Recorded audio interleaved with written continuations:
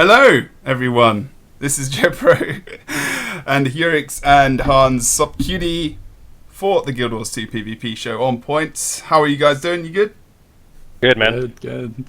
As you've noticed, we haven't actually got any highlights this week. We had a little bit of a fault. There was a fault. That's it. That's all you need to know. So we will be going through the results as per usual, but we have Hans there this week to do that as well. It will be us three, and it's definitely good enough, I think, in my opinion. But we're going to be talking about the Season 2. We're going to talk about the week that's just occurred between NA, obviously, and EU.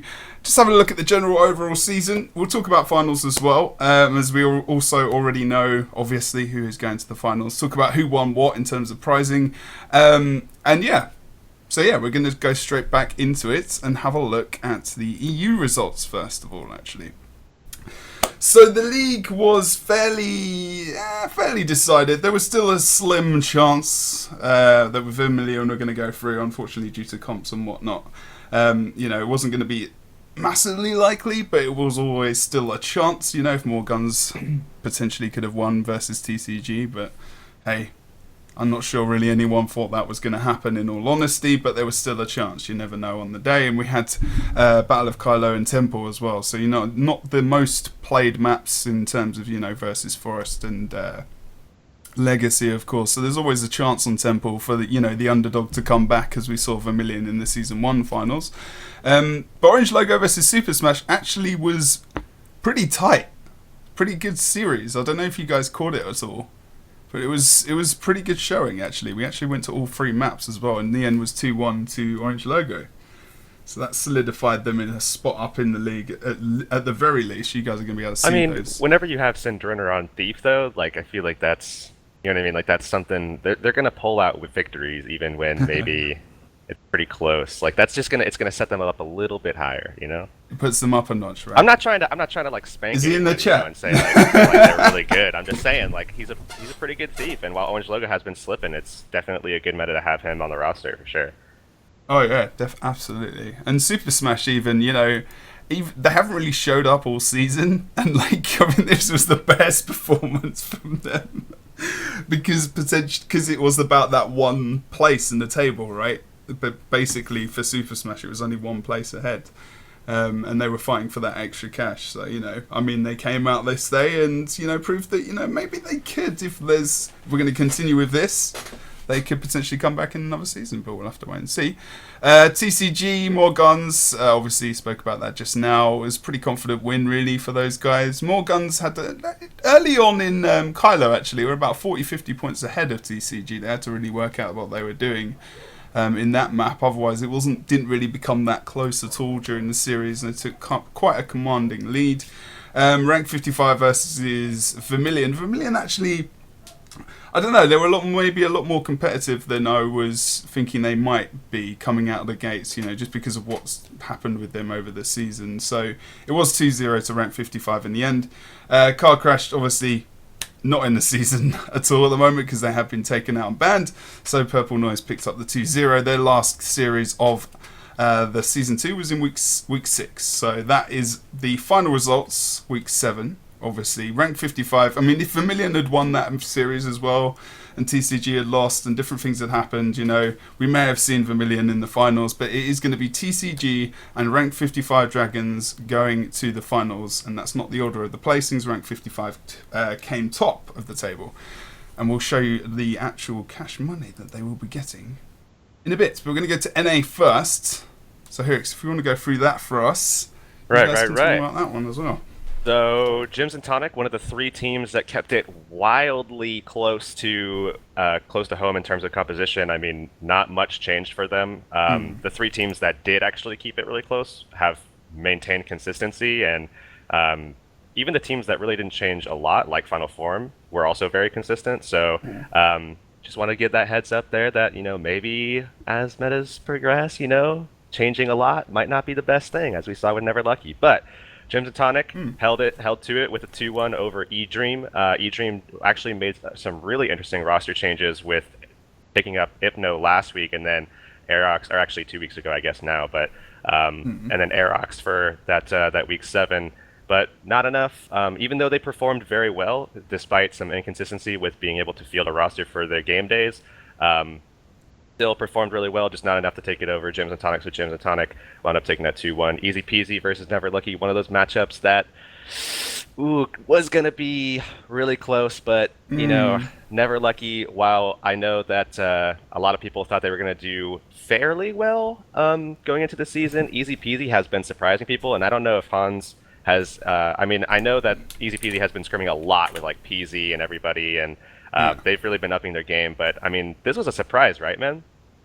Yeah, so Easy Peasy, from the beginning of the season, they were like the go-to team that's like always down to scrim. Where like between the other teams, you have some politics of like, oh, we don't want to scrim you guys because we're so much better, or we don't want you to improve or whatever. But Easy Peasy was so like they're just like let's go, and everybody was always down. So they were like they improved so much, and it was really great to see. In our matchup, it was kind of the thing of like not going to LAN when like people didn't practice enough, and so we got beat fair and square. But yeah, no, they definitely improved. Yeah. So Easy Peasy wound up taking that 2-0 over Never Lucky, and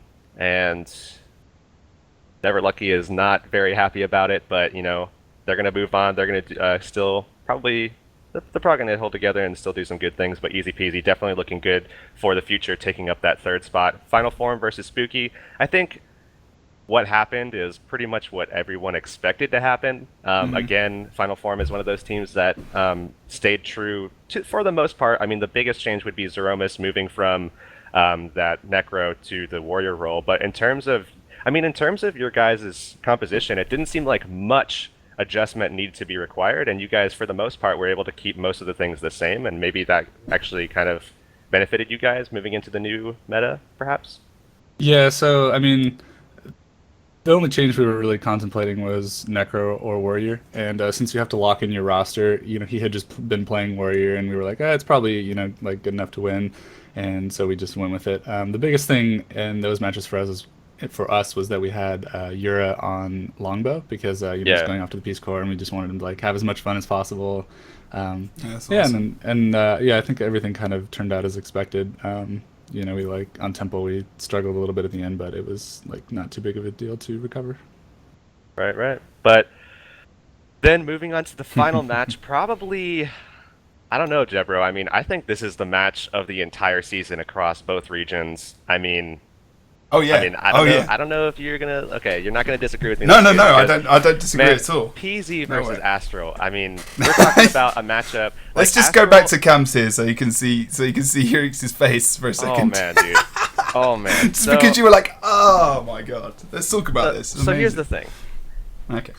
Anybody that watched the stream knows this. Anybody that's been in Guild Wars 2 PvP, watching the PvP, like the competitive scene, knows this. They know how dominant this team has been in the NA scene. Obviously, we've seen slip-ups like at Boston and in Season 1 finals where, they got beat by EU.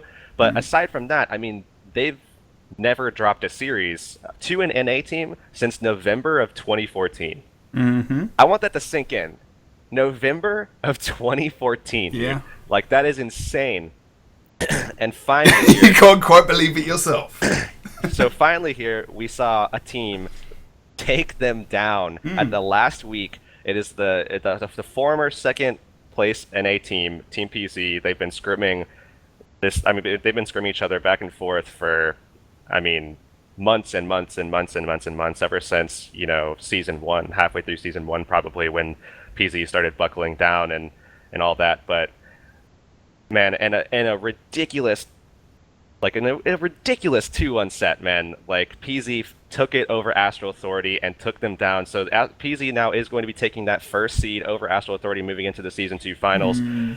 But the interesting thing was Astral... That's funny, that one. Astral is playing their mains, dude. Like, all of them. They were all on mains. We're talking, like, Toker on Thief, Fana on Rev, Chaith on Engie, Wakey on Ellie, Nos on Necro. They were all on mains. I think me and Hans have a theory about this. We're going to talk about. Because if I tell you let's think about the compositions that were played by these teams this week. I'm talking about both teams. So if you don't know, let's start off with the main story here. obviously you just saw Astral Authority lost 2-1 to PZ. That means that PZ have the number 1 seed going into finals, and Astral, like Heurix said, have number 2. Now, Rank 55 have number 1 in EU, and TCG have number 2. Who won that? Who is the better off? I'm not really even sure now, because we're seeing the Season 1 finals being played in the semi-final between Astral Authority and Rank 55 Dragons, and then we've got PZ versus TCG in the other semi-final.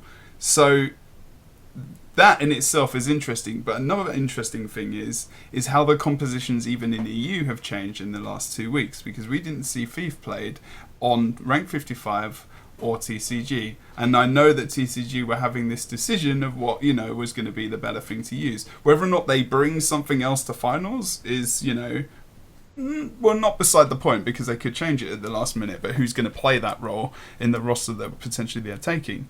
They could just elevate. They could just elevate the civilized oranges and just pick up Cinderella, I guess. They the could civilized do. Oranges, That's very man. true. That's true. I mean, that's been the setup so far, at least. There is this feeling, though, that Astral Authority maybe playing Thief wasn't the best composition in the end versus what Team PZ was playing, and whether or not if they'd played, you know, maybe Fanta or Mesmer, or if they'd played, you know, something a little bit more sustainable, how that series might have gone. Now, obviously, the results, the results, and that's the way it is. But this is a question, isn't it? This is something to think about. Is Thief going to be a thing in the final? Because I still think that there's this middle ground with Thief where, you know, okay, it's very viable, but is it viable versus a more sustained comp? If the other team picks up a Thief, sure, we can pick up a Thief, but it seems like the sustain, especially on like Temple, is just more powerful and is a lot stronger, even though, you know, Thief can be, you know, so mobile around the map. It's ridiculous. You know, you would think that Temple might even be, you know, more beneficial for a Thief. But I mean, what do you guys think? I mean, that's just my opinion, but, you know, it's having a similar conversation with fans as well. But I mean, honestly, PZ did such a good job with shutting the Thief down. I mean, they knew exactly how to rotate Paul in and out of fights, and they did that on both maps that they won. I mean, it was literally just Paul on the ball. I'm a rapper. I'm completely on the ball, though, about, you know, rotating off of that, going back to watching that home point, and then Toker was left to. I mean, he actually lost out on a lot of decaps. Yeah, you're not gonna play the fight on the Druid, and especially a good Druid like Paul. You're not going to play the fight on the Druid and get that decap anytime soon. And you might take the kill, but it's going to take a while. And you're not really benefiting in the meantime. Exactly. And then the other unfortunate thing is that when people play these other roles, like another thing that we saw in NA was every time a Thief would go into fights, like Duck actually is one of the name that really pops out. Every time he would try to go into a fight, even to +1, you know, he just gets swatted down by the warrior, just completely just knocked down and just ripped apart just by random AoE. Because if he got hit by like headbutt, dead. What are you gonna do? Dead. I mean, he has to force Shadow Step, he has to force everything out, but it's rough out there for Thieves. Even though I think they're strong right now, there's still so many things that they have to watch out for. It's definitely high risk, high reward, but if you can't make a mistake. Lose out on that reward for sure. You can't make a mistake. Like, that's very, very true. And like you say, you know, conditions as well, horrible for the Thief to cope with. Like you say, you know, random ability that he might just be in just for a moment. He might just screw up and move into a fight. Like one hit, and he's not one hit, but, you know, Condi bomb on that dude, and he's down and out. And then if NA is running a Necro, which is at the moment Team PZ and Astral Authority, I was going to call them Neo Druid, are running, and if, you know, Mesmer on PZ, and obviously we got a little bit more power on Astral, you know, the chances of EU running a Thief goes down even more, because, you know, the amount of Condi damage that would come out as well. So, and I don't know, it's just, I'm not confident we're going to see a Thief at the final. And if it's just going to be one team, maybe Astral. I mean, maybe last minute is a different thing to bring into the game, but I don't know what you think, Hans. What your thoughts are on this subject? Yeah, so the way the comps interact is, you have Astral with basically only like one 1v1er. You have Chaith on NG. And so he's trying to like watch the back node and 1v1 the Mesmer that's going to be pushing him. But the Mesmer's role, all the Mesmer needs to do is either get a back cap, port and leave, or even sometimes just put a portal and leave. Like they don't even necessarily need the back cap. And then that provides a failsafe for the team fight where you can like bail your team out or, you know, portal bomb or decap if the NG leaves. And so the Thief, like, basically you just have a Mesmer that like is just slowly bleeding points from the enemy team, and the Thief like can't, like, it has to just like bounce between ganks and decap, and then like if you have the Ranger watching the home node, like you don't have something to push the Ranger and you don't have like a portal to match. And so I think overall like the Mesmer like slightly edges out. I think that they both comps are like within reach of each other if you play properly, but like because Astral's running so much DPS, they're relying on like slaying. Like you noticed one of the things they did was they would divert a lot of resources to kill muffins, and PZ like specifically counted on that to be able to like then win the team fights. So I just feel like you have to play it so carefully if you're on Thief. Like you have to pick your fights, and it like you're limited in your rotation slightly. And I feel like Mesmer it definitely has the edge right now over Thief. I mean, that's actually the same problem that they had in Season 1 Finals, was that they were counting a lot on winning the team fights. They were over-adjusting to certain fights and then getting out-rotated, and they lost the games because of that against Rank 55. I mean, they lost to PZ the exact same way that they lost to Rank 55, in a way. I mean, certainly not, it's not a mirror, but it's definitely the same methodology, at least in my opinion. I mean, the Team PZ Astral games, do you feel they were more heavy on rotations or just sustained elongated fights where maybe PZ took more? I mean, what do you think about that? I mean, was it very rotational? Because it didn't seem very rotational play to me in those games. I think the crux of the matchup literally was like, muffins go far, try to land your portal, and then we'll win a team fight. It was like two key points. It was getting a portal down at some point, and then number two, winning a team fight while we're like able to outnumber. And then alternatively, if they choose to like fight us, then we have a portal. So it's just like, yeah, you can almost like leave your back node unattended in a way. Yeah, Heurix actually made a good point. It was on Foe Fire. And they were team fighting at Windmill, and it was one cap apiece, I think. No, Astral had two caps, I think. And on Kylo, sorry. And they were fighting on Windmill, and Team PZ looked losing that fight. I think they lost to like 2 or 3 people, and then they had a portal mid. They already had the decap going. They had portal mid, and they still had the 2 cap, even though he'd made, Heurix said, even though they've almost team wiped, they've still got a 2 cap in their favour, and they didn't really lose much, momentum, too much momentum. But I mean, the game went how it went, and they've been doing that to teams, man, like all season. Yeah. And they really got. They got pummeled in Season 1 Finals, man. Let's just be honest. They got pummeled in Season 1 Finals. They learned a lot. They took a lot away from it, man. They really came away with it as a better team. They really did, and scrimming with Astro only helped them in that regard, and they've been doing that all season to people. Even I remember looking back at Never Lucky, that matchup where it was the same thing, only kind of worse, where they lost a lot of fights, but as soon as they lost them, they were getting 2 caps and pulling away with even more points than what they lost in the long run, and then it would frustrate teams that don't have the ability to, I guess, keep the morale up and that kind of stuff, where the other team just starts tilting, and then they just get even an even bigger foothold in the map, and it's really rough for teams that don't know how to deal with that kind of thing. So, I mean, there's if you guys have any questions in chat, because you're kind of making comments and questions, and I'm just going to have a look through this while we kind of go there. But, I mean, there's an interesting point as well that at the moment, in terms of if we look at it based off the compositions in the final season day, the final day of the season, all the comps are different. We haven't got a mirror comp, really, to be honest. I mean, we've got engineers on 2 teams, but still their compositions are different. Mesmers on teams, but compositions are still different. EU compositions are different. We've got Warrior being played in EU by both teams. No Warrior on NA, that's correct, right? But with the at the potential moment, for yeah. at the moment Yeah. as it was played, right? Okay. At the moment, it doesn't look like we're going to be seeing a warrior from NA. At the moment, I mean, things can certainly change in a split second, but So I don't think it. who think could it's gonna happen play? at this point. Who would play warrior in NA if it was going to be a thing? That's an interesting question, I guess. Was it Wakey who was? Yeah, I think Wakey Well, can do it. Wakey can play it, but the problem is with Absurd is that who's going to Who's play gonna what play in Eddie? that case? I mean, and Yeah. then you have to start moving things around. Like Fana goes to He would Fana goes go- to Ellie, yep. and then you would have Chaith go to Rev, and then Nas go to Engie or something like that, or Nas go to Rev or something. Like you have to move things around where people aren't playing their mains Well, anymore. Toka would go ref. I mean, if they got rid of Thief, that Okay, could be so a if they thing. got rid of Thief, I guess they could do that. Yeah. But then you'd have warrior and necro. Yeah, and that would cause problems too. So I mean, you really have to eliminate the Necro in that case. You can't get rid of the Ellie at this point right now. You can't No. get rid of it. It's No, just no.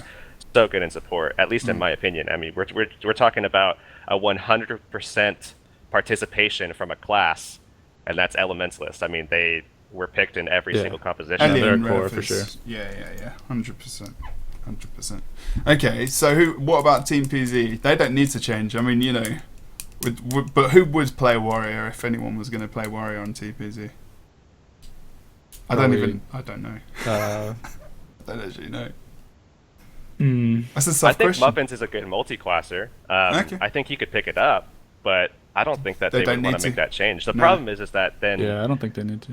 yeah, and Java would have to come off Necro, and I mean, he's doing fine on Necro at the moment, so I don't really think that they Yeah, have that's any. another thing, isn't it? Necro.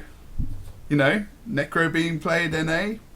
We're not in our in the TCG rank 55, and it's just not being used at the moment, as far as we know, until we get to Also, finals. someone mentioned Kpud, but while Kpud obviously did play Warrior a lot in the past, and he could certainly play that role, that's the same problem of you're taking someone out Yeah. of the role where you have to make way too many adjustments at that stage for it to be Yeah, good. it's not worth. Yeah, so it wouldn't work with Kpud either.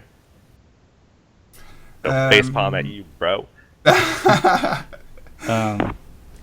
Yeah, Necro can get focused for sure, but I think if you play around it properly, it can do okay. I mean, that was the main reason why people swapped to Warrior, was that it was like still did tons of damage, but then could actually survive getting ganked and troll outnumbered and potentially even 1v1. But I think it's like they're within the realms of each other. They can both work. But one of the problems if you go Warrior is that then your Ellie becomes the main target, and so it's just I don't know. Maybe you get better net gain by having some of the pressure be shared. Who knows? That's a good point. I mean, Yeah, by adding a druid too, that's the other thing about PZ comp is that by adding the druid to that, then you have 2 supports and 3 potential targets for people to lose their minds about. So I don't know, man. and then you've got that support shared amongst those 3 people, and you've got a Yep. very tanky, sustainable composition, which is, and I don't want to preempt this at all, but we could see a tankier. I think we might even potentially see a tankier meta being played in the final and potentially in How season so? 1 finals. How so? Oh, with Ellie's is obviously the example with Druid as well, and then we've got Revenant, and Revenant isn't as mobile as it was before. So we're going to see then, we might see them in team fights a little bit more often than not, especially if we see that grouping together. But Warrior Condis, we've got a lot of Condi cleanse as well coming out from guys. I actually feel like NG, and I'm not just saying this just because it's my favorite class, but could be something which could actually be one of the big differences along with Mesmers as well, that can be big game changers. Because saw that on the EU this week. Yeah. Zan in particular was ridiculous. This could be one of the best things. It wasn't. It basically was 1v2, and he was tanking the hell out of this, almost to the point where he got a kill. And this is against Vermilion. This isn't just against ranked solo queue whatever. I mean, he was tanking it out. He was using Elector X. He was pulling off some nice damage. He had Paladins as well. And I don't know. I feel like NG. I think Chafe and Zan are going to have a lot of responsibility to turn tables in these team fights where they could pull off good Elixir X throws, things like that. But I'm not really sure in terms of who is going to be the most influential class in terms of turning the game around. what are we talking here? Are we talking about Mesmers with portals? Are we talking think- about team fight capability? What are we talking about? Yeah, I think the core right now is like Ellie, Rev, and then probably Necro, and then you have like Mesmer, and then it's either like Druid or NG. And I think that like Mesmer or Warrior, maybe?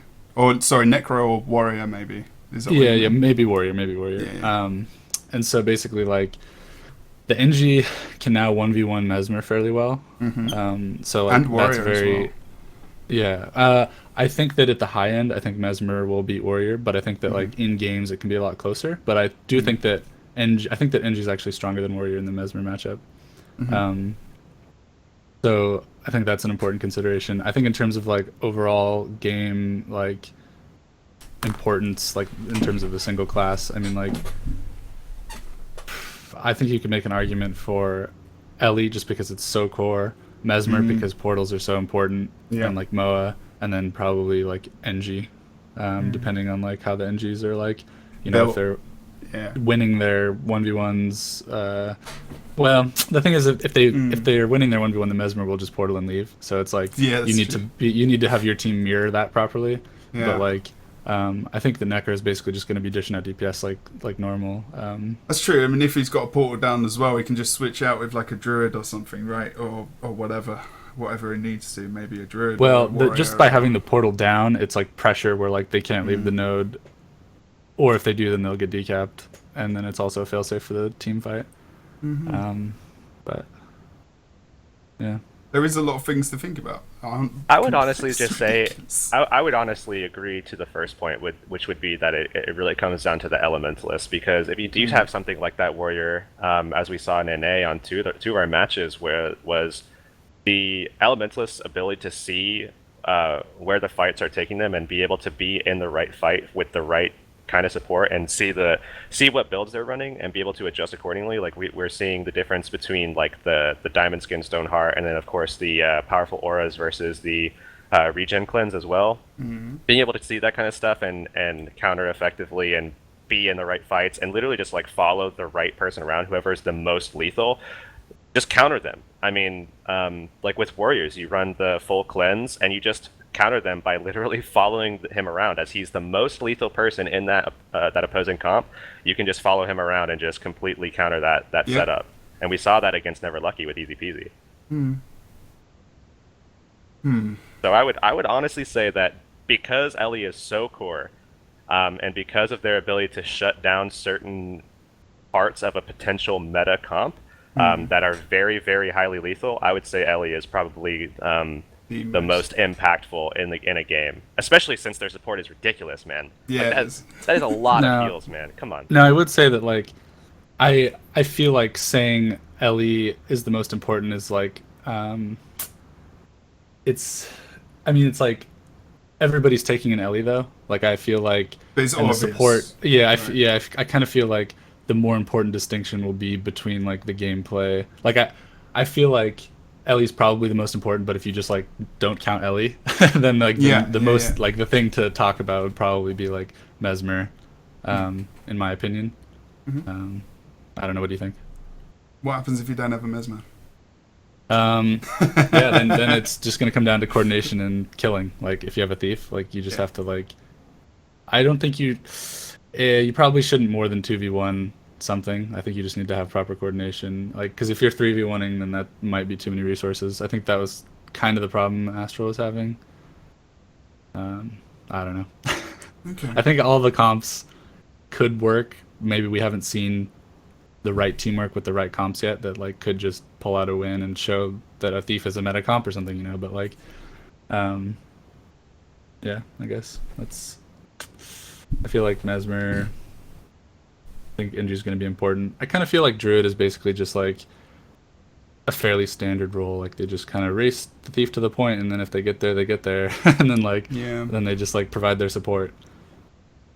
I think we've seen a lot of, I don't know, since we first saw Druid came in, the development of Druid gameplay and how people are using their stealth a lot more efficiently and things like that to get out of outnumbered situations. I think that's one thing I've noticed a lot more in the last 2 play days than I have since season 1 started. You know, I've noticed people. It's Paul, isn't it, who on Team PZ, who, you know, I think he survived quite a good fight over on.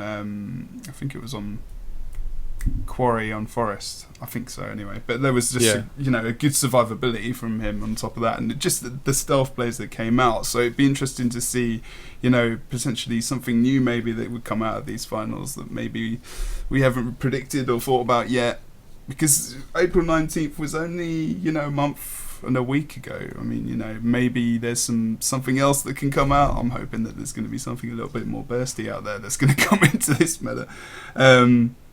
But yeah, I mean, if you get rid of the Thief, we haven't really got a lot of burst coming out, really, potentially. I mean, it's going to be a lot of Condi burst, right? Or it's going to be potential power damage from a Revenant, because it looks like most scrappers are going to be taking Paladins as well. You take the, you know, there's a big difference between Marauders and Paladins, you know, it's a lot of burst is removed from it. I mean, obviously they've still got a bit of burst, but still on these compositions, you know, the differences are interesting in themselves, which I don't know. I still think, I mean, quite a few people said it in chat earlier that I just don't feel like Astral going to run a Thief, man. I don't know. Yeah, I mean, I believe in Astral's ability to, like, you know, analyze what they need to do and like figure it out. And I think that if they choose to go Thief, then they have a plan, and they're gonna know why they lost versus PZ, and they're gonna, like, you know, adjust get her done. But yeah. Makes sense. But just in terms of, like, you know, where we're thinking, like, in terms of logic, it just seems like Thief is, you know, slightly behind. Yeah, I mean, especially against a warrior, I think, like double support and warrior, it's just too easy to deal with a Thief like that, because you just have exactly how PZ did it, man. You just have the Druid watch back point, and anytime he wants to come in and plus a team fight, you just accidentally cleave the Thief, and then he's forced out. And then like there's nothing for him to do. You just kind of leave far and just let the Mesmer, like you said, Hans, just bleed points away from them and just mess with them with the portals, and you always have a safety net there, and it's too rough for the Thief in that scenario. So at any point it can be kind of countered in that way. So definitely high risk. If they play it, I agree that they'll have something worked out that maybe we're not even thinking of. But at the moment, as it stands, it's definitely one of those things that they need to think a lot about if they want to be using that, or switching something around, because it's hard to pull off. When it works, it's great, but it's hard to make it work against really, really good players. Another thing, I was just looking at my notes as well, is the fact that we've probably got the most, I would say this is probably correct, the most people competing in the finals that have actually had LAN experience. Yeah, no, I think that's important for good games, because people will have less nerves and just, like, be ready to go. I think, you know, if Lordasura is going for TCG, which I would assume would be the obvious one because he's just a boss, that he's going to be the only guy on TCG. Then we've got, and you know, the rest of those guys have been to at least 2. And then you've got, you know, Team PZ obviously been once. No, wait a minute. One person switched out. Is there one person that was replaced? Susan was on PZ? Yeah. Marvin, yes. For Paul. Okay, that's right. And then you've got Jerd. We don't really need to mention them. And rank 55 have obviously won a finals. So they've obviously they're at the peak. They know what the pressure is. We could see, you know, even at the finals, how much they just weren't dented by the fact that all these guys are shouting and screaming their heads off. And where were rank 55? You know, you didn't really hear them that much. I mean, I think maybe you heard Texby once in a while, but other than that, it wasn't very loud. So I'm not expecting them to be the same. But there's all these mind games that can kind of occur during the finals. You know, overhyping and. You know, we've got TCG, we've got ROM there as well this time round. Expect that to be a very loud affair. If I don't hear, come on boys, I'm just going to get upset. I'm just going to get upset. I'm just going to be sad. But obviously, you know, the Abjurd are pretty loud and, you know, obviously quite aggressive in terms of how they've ever been at a finals. Really, I think that's kind of gradually increased as we've gone on through all of the WTS or whatever other tournament we want to talk about. But yeah, I mean, I'm looking forward to the final. I think season 2 has been. I don't know. I think the season 2 has been very interesting compared to season 1. It's difficult to compare because, you know, season 1 was so tanky and so sustained and very, to a degree, you know, I mean, I think we can admit to a degree it was quite stale at points. And I don't want that to sound like a very negative thing to say, but I feel like season 2 was a lot better and it actually increased, you know, there was a lot more excitement. The games were faster paced. We saw, you know, meta change halfway through the season. We saw, you know, Thief come back. We saw a multitude of different builds. So I kind of enjoyed having that meta switch in the middle of the season. If I'm not, do you know what I mean? Like, even though it might not be the best, but for the way just to see how teams actually, you know, cope with that kind of change. What do you guys think about that? Did you like the kind of patch in between? Right in the middle of the season? I think everybody liked it. I can't think of a single person who was like, "Oh, this ruined the game." You know what I mean? Like that was a good patch. That was a really good patch in my opinion. So. Yeah, no, I really enjoyed season 2 overall. I think in both cases, both in season 1 and season 2, the best teams are going. I think that PZ and Astro both put in the time, and so I totally agree with the results for those two. But yeah, EU could be a conversation, obviously, about who was the better team. Yeah, I mean, but one conversation we probably don't need to get into, as it's been discussed a lot by the top tier analysts on Reddit. So, oh god, yeah, I mean we can't forget about that. We'll leave it to them. They've got it for sure. As long as it was mentioned, it was mentioned somewhere, that's okay. EU, I mean. From an internet perspective, EU is looking strong as always. Yeah. So despite that whole thing, 2 very, very strong teams from EU are still going to the finals. And on top of that, we also have the 2 best teams from NA, and I agree that it's the 2 best teams from NA. It's just going to be a question of how these regions are going to stack up, because the NA teams are really close. I think the EU teams are really close. So it's just going to be, I mean, this is literally, instead of being like the top EU versus Absurd, which is how most of the tournaments have gone. No offense, by the way. This is the first time where it's been actually NA versus EU, because both regions are pretty close within themselves. But it's going to be how the regions stack up against each other to find out who's going to be the better team. I would even argue, and this could be a very, I might have throwing caution to the wind as I say this. I would say that even there is a possibility that TCG would probably not be in the final. Just because of the fact that they have not been playing back together for, you know, that long compared to, you know, what the other teams have gone through in these 2 seasons. Yeah, I think of all the potential upsets, I think TCG losing would be one of them that comes to mind for me as well. Well, they're like arguable upsets. TCG losing in a final historically has been something that has happened more often than anything else. That's true. That's not even in the final, but like just not in the final of the final. Sorry, like not even getting to the final. And that's the thing, isn't it? But obviously, I guess I just mean of the 4 teams that are there. Yeah. Of course. Yeah, exactly. So, I mean, I do feel like there is a chance that PZ could probably beat them. I mean, if they beat the Absurd, I mean, like Heurix said earlier, they've just improved from the finals. They've been in that kind of area. They've been pressured throughout the season. Whereas I don't really think that TCG, you know, midway through the season, we see a big roster change. Not really challenged that much for that remainder of the season, you know. I mean, it's a pretty good warm-up series. The final play day for, you know, Astral Authority and for PZ. A bit of a wake-up call maybe for the Astral boys. But there's a real chance we could see a 55 versus PZ final. There's a real chance. There's a real chance we could see a double NA final or a double EU, you know. It's really open. I think what Heurix says is a very, very important point, that this is the first time, I think, in the history maybe of PvP where we can say that all 4 teams that are going are pretty damn good. You know? Yeah. And that's pretty flipping exciting. So if you're, there you go. Here's plug time, Heurix, right now. Here's plug time. Get your link ready. I've been putting it in there, man. Oh, you have? You've already been doing it. Okay. Oh yeah.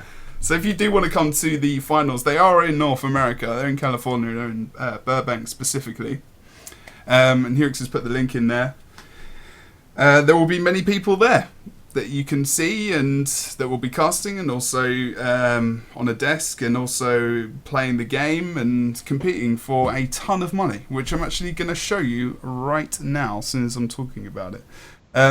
But basically, that's the wrong prize money. Let's show you the finals prize money. So $50,000, $50,000 for first position. Makes you want to play in it yourself. Although I wouldn't get into Pro League. Wouldn't even get into the qualifiers. Second position. I could do it, man. You could probably. Well, SupCutie, you can obviously definitely get there. Second position is going to grab themselves 25k, but then third and fourth, if you lose in the finals, you know, you're only going home with 12.5k. You know, I mean, it's just awful. You know, all expenses paid, trip to California, and you're going home with 12.5k. It's pretty bad. If you don't understand what sarcasm is, there's a lesson. But and obviously from the season themselves, just for the season itself and the positions you can see on your screen currently, obviously first position was taking 10k and 9k for second. So if you came first in the league and you're going to go to finals and take the winning position, you're getting yourself 60k all in all, which is pretty bloody nice. And you know, rank 55 obviously already doing so. But just to show you guys how much is really up for grabs and how much is really on the line, other than just, you know, the pride of saying NA better than EU or EU better than NA, because obviously that's going to be a thing on the day. That's what it's really all about. Yeah, I mean, you can take the money away, and then it's all about that. All about that. But yeah. Someone's definitely going to come away getting really disappointed. Some region for sure, because I feel like it's gonna be really close. But like every time we see the finals, it's always like, I don't know. It feels one-sided, right? I mean, every time you look back, it kind of feels a little bit one-sided. I think this is going to be one of the first ones where it's going to be incredibly close. But whoever loses, it's every single time we have a finals, it's just the other region is just so sad, dude. So sad every single time. And then so it's I mean, it's bragging rights for most of these guys. I mean, surely the money is like a huge factor in coming away with the title and all that, but even just for like the bragging rights to come away with it, that's definitely a huge factor for them as well. Yeah, totally. They love E, man, for sure. Okay. We're probably going to end it there, actually, unless we have anything else that we want to talk about. I mean, the reason I'm ending it there, guys, is because we're actually going to do a show before the finals. So I don't want to talk about too much about the finals, but maybe just before we go, I don't know if you want to talk about a favourite moment, maybe, of Season 2, whether or not it's your own casting, your own gameplay for you, Hans, or something you watched in EU or NA. It doesn't have to be specific to your region, but your favourite moment of Season 2 before we go. Yeah, so I'd say for me, so, you know, having played Mesmer from the beginning and really, like, being that mechanical boy, like, I, like, this season, Mesmer had so much potential. And even though, you know, the skill floor was arguably maybe a little too low and it was too easy to have success, the skill cap was very high. And so I had so many moments where, like, I was just literally, like, winning 1v3s. And, like, it was just, like, I know. The season overall was just so insane for my highlight reel. Yeah, well, I mean, you saw it in that top 5 plays, right? I mean, that was just a perfect example where everyone's just like, what the, you know. No, good stuff. That is good. I think you're right about that. You know, there was quite a big, there was a skill. So it was good to have, like, it was good to be able to be, like, you know, have a moment in balance where, like, you know, like, you're the top, you know. Cool, man. That's good. Yeah. That's a good moment. How about you, Heurix? In terms of all of Pro League, I still think the best moment, the most experience I've had was still, I think, Season 1 with PZ versus Astral, Zeus versus 3 members of Astral taking taking them down, and that was the old OS Barry moment, the shovels. Yeah, That was probably my favorite moment on all of Pro League. But for Season 2, I think for all of NA, I think it's safe to assume that the coolest moment / entire series was probably that PZ versus Astral. That was a really fun match and huge impact historically as well. So I would say probably that for Season 2. Okay. For myself, I don't actually know. I mean, for some reason I got really hype in this on the last day when the Zan 1v2. It was just amazing. It was an interesting moment in the whole season. It was just pretty funny that he suddenly had a 1v2 versus 2 members of a million, and they couldn't do much about that. But I think that big switch in the middle of the season I really enjoyed, like in terms of being a caster as well, and watching the teams evolve and how they would cope with it, watching all 7, because we did have 7 at some point in the season. I don't think, maybe they didn't actually come back after that. But anyway, but seeing that, how all the teams coped with that change and the different composition, and Thief coming back, that was probably one of the most exciting times. Actually, Syndranair as well, maybe the week before the patch. Given that the last 3 on points have had at least at some point like a little like tick on the Discuss Thief, I feel that you do have a little bit of a tickle for that Thief there, Jebro. Yeah, the worst thing about it is, guys, is that I'm absolutely terrible at playing Thief.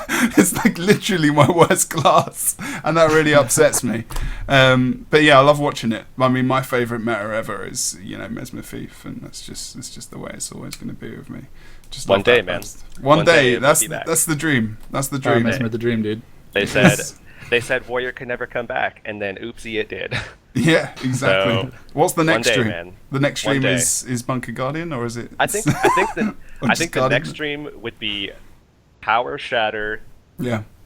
And Dragon Hunter coming back. I think that's the next stream. Ventari Revenant. And Ventari Rev. That's the next stream. That is the next stream. Ventari Rev is the top support in the game. That was one of the moments when Pharos pulls out a random condition Ventari build. I was casting and I was like, guys, what is happening? I don't even know what this creation is. It's like Frankenstein, but worse. I was just like, Pharos just put some piece of crap build together, and this is just awful. But yeah, that was an interesting day. Sorry, Pharos, but it was bad. Those three. Imagine a patch where Ventari Rev is the top support, a staple in teams. And you got the tablet just running around randomly. The new roamer is Dragon Hunter.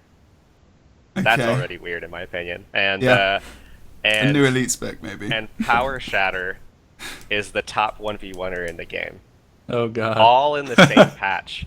In the same patch. Could you imagine that? I mean, we're way up in the clouds right now. By the way. Yeah. I think if there was a position above the clouds, that would be the position. Cloud 10. But we're in Cloud 10, man. Cloud 10 That'll be interesting for sure. I mean, it might be interesting for you guys to talk about in chat. But for now, we're going to mosey out of here. We're going. I'm starting to talk like get my cowboy talk on. I don't know, whatever that was. Moseying on out of here. Are you? Okay, so this is the final show of the season. We will have another show before the finals. We're not sure when that's going to be aired yet. It might just be before. But yeah, I think we're going to stretch it out to a 6-person cast as well. So if you do have any questions and you're thinking about questions, start thinking about them now so you can get them in, tweeting at us. You can see SupCutie as well. I put your Twitter as @team_final form, but you've got a Twitter, haven't you? Yeah, my Twitch is best because most of my updates are on Twitch. What's your Twitch again? It's twitch.tv/HansAwesome. There you go. So make sure I can just throw it in chat, I guess. Yeah, do that. So make sure you go and follow this man on Twitch TV. Rip me, dude. Well, you can just click on my name. I got You can just click on my name. It doesn't even matter. That's true. Yeah. You just got banned out. That's the one. That is the fucking one. There we go. There we go. It's only for 5 seconds, There we though. go. I put it It's in only chat for for you. 5 We can just seconds, move on. though. A couple of It's okay. ups. Move on. We're just gonna ban everyone because that's why we're going now. But What a we way are to go gonna. out. That What a was, way to go out. If you're gonna do it with. Yeah, because you're the only one that's ever sworn on a Guild Wars 2 Pro League cast. Anyway. We've definitely had some interesting interviews and stuff. I feel like I need to get some of these highlights in a reel and stick them on my YouTube. But otherwise, guys, it's been a pleasure to have you. Thanks for coming out tonight. Thanks for watching the Pro League if you have been here for NA and EU. It's been a privilege to cast for you. It's been obviously a privilege for these guys as well, I'm sure. Don't forget to follow myself on Twitter at Jebdan and Heurix at CT Heurix as well, because we're going to be talking about a lot of things up to the final. We only have about 4 weeks now until the finals are played, so make sure that you're going to get yourself involved there. We'll see you soon. Any final words, guys? No. Yeah, just play some Guild Wars, dude. Play some Guild Wars, dude. That definitely needs to be a saying somewhere. Okay, guys, thank you very much. See you soon. Yeah.